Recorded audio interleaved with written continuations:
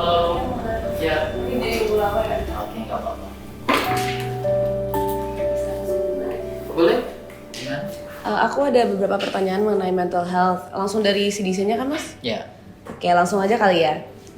Pertanyaan pertama, apa itu kesehatan mental dan mengapa hal tersebut penting untuk kita ketahui? Oke. Jadi menurut WHO kalau kesehatan mental itu adalah kondisi di mana kita mampu menyadari potensi kita, kemudian kita juga bisa mengatasi tekanan hidup yang normal karena setiap orang itu pasti punya atau mengalami tekanan hidup ya. Kemudian dia juga bisa bekerja secara produktif, kemudian di akhirnya itu dia bisa berkontribusi bagi lingkungannya. Kenapa kesehatan mental itu penting? Seperti 4 hal yang disampaikan tadi. Kalau kita nggak mengetahui potensi hidup kita atau potensi diri kita nggak bisa mengembangkan diri kita seperti menjadi versi terbaik kita.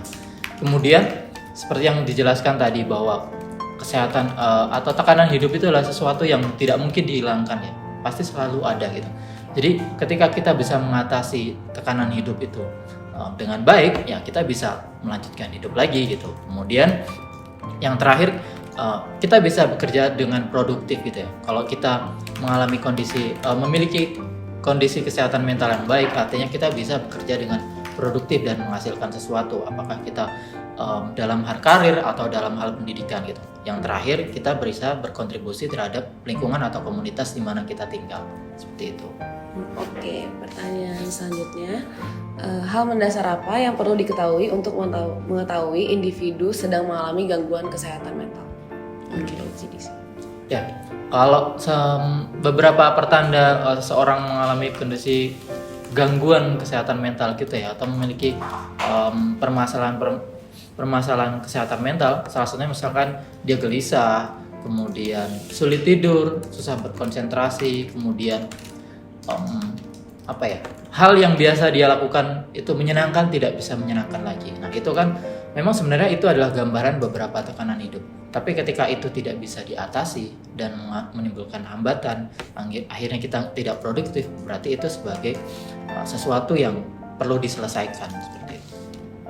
Oke, selanjutnya, adakah cara lain untuk mengetahui tanda-tanda pada individu mengalami gangguan kesehatan mental selain yang tadi udah? Ya, beberapa itu tadi memang yang utama ya. Tapi kalau misalkan kita ngerasa ada sesuatu yang lebih jauh lagi, kita biasanya bisa mendapatkan itu dari input teman.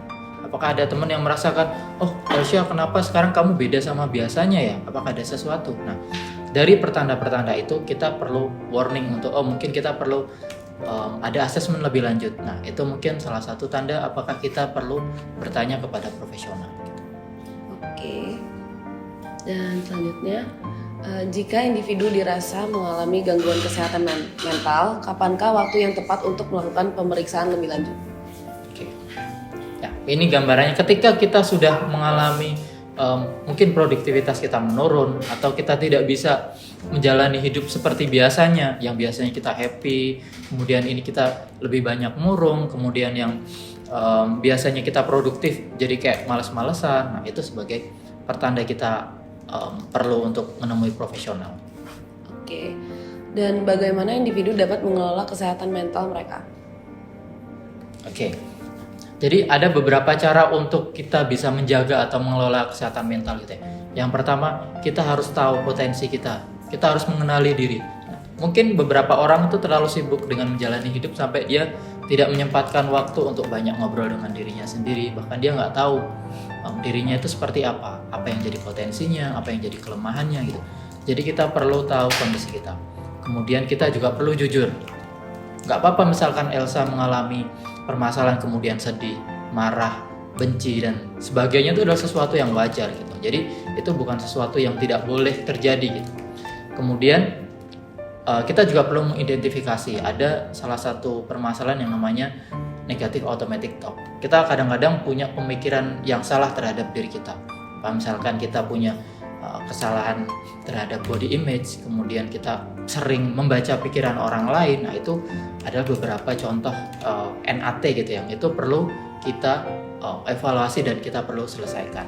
Kemudian juga kita perlu untuk menjaga pola tidur, aktivitas gitu. Di dalam kesibukan kita juga perlu menyempatkan untuk olahraga, makan yang teratur, dan jangan lupa berikan waktu untuk diri sendiri gitu. Mungkin bahasa sekarang me time kayak gitu ya. Tapi mungkin kita juga perlu melihat gitu, apakah kita terlalu banyak me time yang akhirnya kita jadi tidak produktif. Jadi perlu dicari titik seimbangnya. Mungkin kurang lebihnya seperti itu. Oke, dan terakhir motivasi untuk teman-teman yang sedang mengalami gangguan kesehatan mental nih apa ya? Oke, jadi kesehatan mental ini sebenarnya ada hal yang sama dengan kesehatan fisik ya. Artinya apa? Kita nggak apa-apa ketika kita mengalami permasalahan gitu, bukan sesuatu yang buruk gitu. Ketika kita memang ada permasalahan, ya harusnya kita punya niat untuk mencari jalan keluar ya. Berarti ya nggak apa-apa ketika kita mengalami kesehatan mental.